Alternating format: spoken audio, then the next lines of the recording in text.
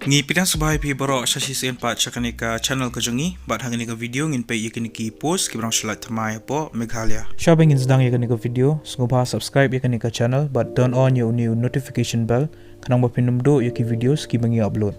Pila ruban follow yangi hapo ka Instagram kani ka di ka Instagram account kajongi.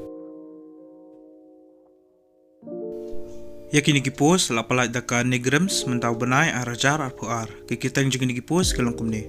Data Manager, Field Operating Officer, Project Assistant, but Project Associate. Kelas date lani ka tarik bakat do bapila ban submit yaki applications kari hau kat sauterik banai March arajar arpuar. Ya ka post Data Manager ke belai kawai ke upper age limit kedai lai post 6 bat ka salary lani ko tolop kedai kat nyawajar hakashi banai. Ke educational qualification kalongkum ni. Ladi ban pendap ya ka BCA. Pide bandang ru bentrai bat ka Microsoft Office kum ka MS Word lani ka MS Excel. Ya ka post Field Operating Officer ka belai lightly ka upper age limit kedai lai pesan senam.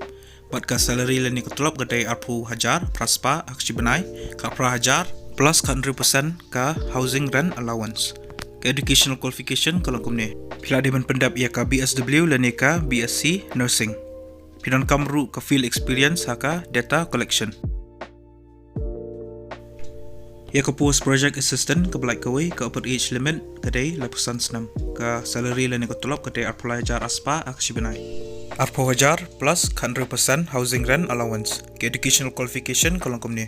Pila di pendap ya ka MSW lani ka MA haka sociology lani ka MPH lani MSc nursing.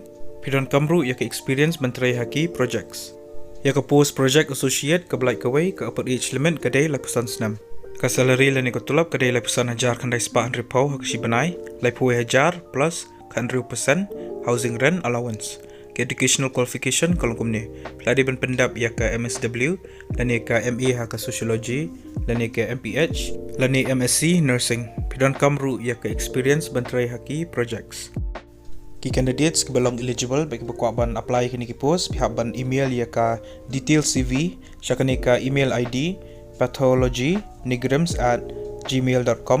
Bab pihak ban mention ru ya ka mobile number bat ka email ID haka CV ke jongpi. Ya ki candidates ki basyak shortlist kin sapentip lano kan long ka interview bat ya ka interview kin sepelong haka Department of Pathology ha Nigrams.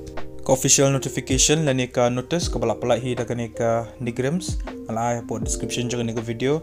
Tis ngobha download bat pulih shoya ka. Shoya bapin apply kini ki post. Kalang bapin tip syusyuk sepang ki wiki details.